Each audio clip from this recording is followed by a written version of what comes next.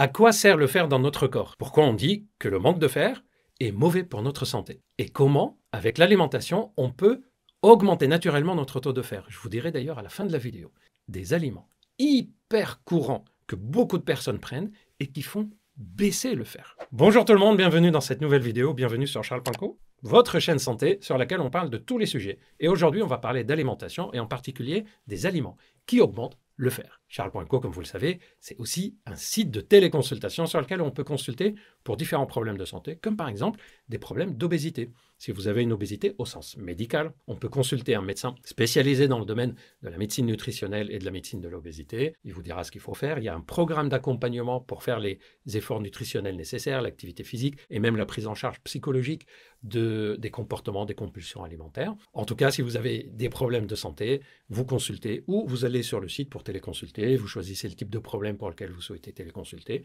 vous faites la consultation avec le médecin et vous vous laissez guider, il vous dira ce qu'il y a à faire et vous prendra en charge. Chapitre 1. À quoi sert le fer dans notre corps? Le fer est indispensable pour la constitution de ce qu'on appelle hémoglobine qui est présente dans les globules rouges. C'est quoi l'hémoglobine? Elle est responsable du transport de l'oxygène et retrait du dioxyde de carbone. C'est-à-dire que le fer est indispensable pour que nos cellules puissent être oxygénées et que notre corps utilise correctement la respiration. D'ailleurs, c'est l'hémoglobine qui donne à notre sang la couleur rouge. Je ne sais pas si vous le saviez, dites-moi dans les commentaires si vous connaissiez le lien entre l'hémoglobine et la couleur rouge. Et d'ailleurs, c'est parce que le sang devient chargé en monoxyde de carbone qu'il devient bleu dans les veines. Et quand c'est du sang rouge, ça veut dire que c'est très riche en oxygène. Et le fer, il est indispensable pour tout ce fonctionnement. Chapitre 2. Que se passe-t-il si on manque de fer? Avant de vous le dire, je fais une petite remarque. Dans cette vidéo, on parle surtout du déficit en fer, du manque en fer. Mais il y a des situations où on a un excès de fer qui peut donner aussi des problèmes de santé. Je ne sais pas si vous voyez le nom de la maladie, si vous connaissez le nom de la maladie. Quand il y a un excès de fer, vous me dites dans les commentaires si vous l'avez deviné. Ça s'appelle l'hémochromatose.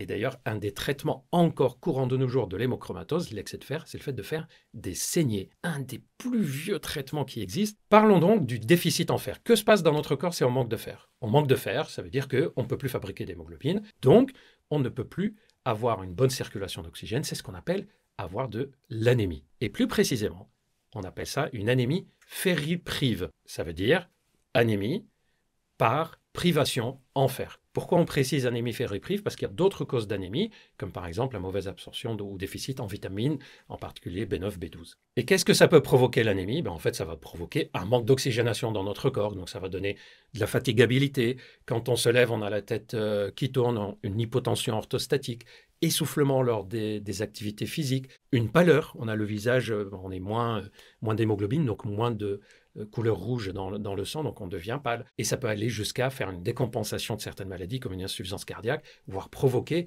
des états graves comme un infarctus par manque d'oxygénation, problèmes rénaux, etc. Si d'ailleurs les problèmes des reins vous intéressent, allez voir la vidéo que je vous ai déjà faite là-dessus, parce qu'en fait c'est dans les deux sens, puisque le problème rénal peut lui-même aussi donner une anémie, simplement parce que le rein fabrique ce qu'on appelle érythroprotéine, qui est nécessaire pour la fabrication des globules rouges. Bref, allez voir la vidéo, ça vous expliquera le lien entre l'anémie et le rein. Troisième chapitre, pourquoi on en manque? Normalement, il y a une balance équilibrée entre le fait que le fer qu'on a dans notre corps a déjà été utilisé, il a été métabolisé, éliminé, et le fait qu'on mange et donc on apporte du fer. Donc, il y a un roulement, il y a du fer qui est utilisé, c'est terminé, et du fer neuf qui arrive, qu'on ingère quand on mange, pour refabriquer de l'hémoglobine. Normalement, c'est équilibré, mais il y a plusieurs situations où ça se déséquilibre et donc on va manquer de fer. Première période, ce n'est pas une maladie, mais ce sont des périodes où on est en phase de croissance, le corps est en phase de croissance, donc il a besoin de plus de nutriments. Chez les nourrissons, chez les enfants, les adolescents, à la fin de la puberté. Mais aussi des périodes où le corps, en particulier chez les femmes, a besoin de plus de sang, comme les périodes d'allaitement, les périodes de grossesse. Il a besoin de plus de fer. Deuxième cause, ce sont les périodes de déperdition de sang, c'est-à-dire on perd du sang, et donc forcément on perd de l'hémoglobine et du fer. Par exemple, dans les périodes où il y a des règles, les menstruations en particulier, si elles sont importantes. Ça peut être aussi suite à des chirurgies, même bénignes, banales, parfois une ablation dentaire qui a saigné, une chirurgie pour une prothèse. Toute opération est une situation où on peut perdre du sang. Allez voir la vidéo que je vous ai déjà faite sur les cancers au niveau digestif et les vidéos que je vous ai faites sur les saignements, en particulier sur les hémorroïdes. Les hémorroïdes sont aussi une cause de déperdition de sang. Ça vous expliquera pourquoi ces saignements peuvent être cachés. Parfois, on ne s'en rend pas toujours compte parce que ce n'est pas forcément de couleur rouge. Tout dépend dans quel niveau des intestins ça saignote. Allez voir la vidéo, vous comprendrez pourquoi certains saignements ne donnent pas une couleur rouge au niveau digestif, ce qui est un peu trompeur. Et enfin, on a des situations où ça peut être une mauvaise absorption. Par exemple, c'est l'estomac et les intestins qui sont malades, en état d'inflammation, des maladies inflammatoires chroniques, et parfois suite à des chirurgies bariatriques, qui est un des traitements de l'obésité, où on retire une partie des intestins, où on bloque le fonctionnement, on chante l'estomac et les intestins, ce qu'on appelle le bypass. Si le sujet, au fait, des traitements de l'obésité, et en particulier de la chirurgie, savoir si c'est bon ou pas, est-ce qu'aujourd'hui on les remplace par les médicaments? Est-ce que les médicaments de l'obésité sont efficaces? Allez voir les vidéos que je vous ai déjà faites sur ce sujet, vous comprendrez beaucoup mieux tous ces sujets. Et pour terminer, ça peut être parfois un déficit de fer par une très mauvaise alimentation ou par une dénutrition dans certains pays ou certaines situations où les personnes ne sont pas en état de manger ou n'ont pas de quoi manger de façon équilibrée. Quatrième chapitre, comment on sait qu'on manque de fer? C'est la prise de sang. En fait, la prise de sang va permettre de dépister dans un premier temps si on manque d'hémoglobine, on dit aussi de l'hématocrite qui est le pourcentage.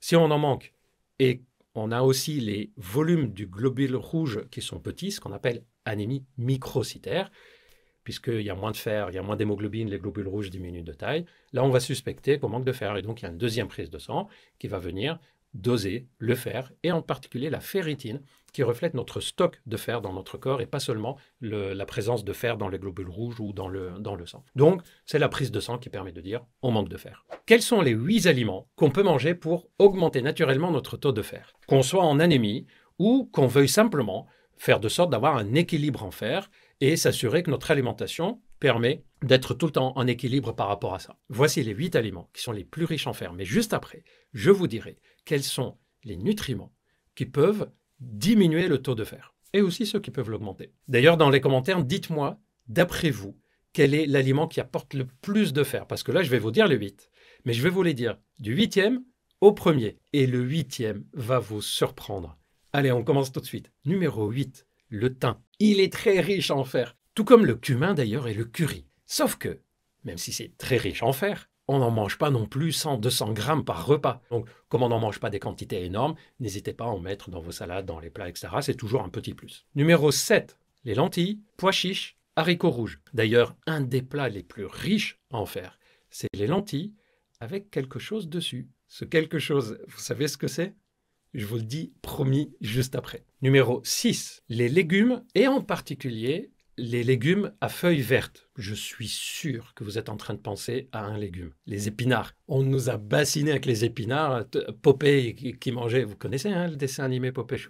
Les jeunes, je ne sais pas si vous connaissez, qui mangeait des épinards et devenait super fort. En fait, les épinards, c'est pas le légume qui contient le plus de fer. Mais bon, voilà, ça fait partie de la légende des mythes sur le fer. Numéro 5, les coquillages, les moules, les couteaux, les bulots, les bigorneaux, les huîtres. Tout ça, ça contient du fer. Numéro 4, le thon, les harengs, le maquereau et mon aliment favori. Si vous me suivez depuis au moins quelques semaines, vous savez duquel je parle. Les sardines. À chaque fois, je vous en parle. Et oui, les sardines, en plus de contenir beaucoup de protéines, beaucoup d'oméga 3, contiennent aussi du fer. Numéro 3, la viande rouge et en particulier la viande de bœuf. Numéro 2, le boudin noir. Et numéro 1, ce sont les abats. On parle souvent aussi du foie de veau. C'est ce qui contient le plus de fer. Mais il faut aimer. Bon, pas d'inquiétude, il suffit que vous mangez 2 fois par semaine des sardines ou du thon, que vous mangez tous les jours des légumes, en particulier des lentilles. J'ai pas oublié, je vais vous dire ce qu'on met sur les lentilles pour que ça soit très riche en fer. Les lentilles, haricots, que vous mangez des légumes verts, vous mettez un peu de thym, un peu de cumin, de curry de temps en temps dans les aliments, vous mangez de temps en temps des fruits de mer, et voilà, c'est suffisant. On n'est pas obligé d'aller manger le foie de veau pour vraiment augmenter notre taux de fer. Et on arrive à la fameuse question, quels sont les aliments qui font baisser le taux de fer? Je viens de vous dire que pour les lentilles, il y a une astuce. Si vous faites un plat de lentilles et que vous mettez un filet de citron dessus, idéalement avec la pulpe du citron, vous pressez un peu de citron sur les lentilles, ça vous fait une super bonne salade.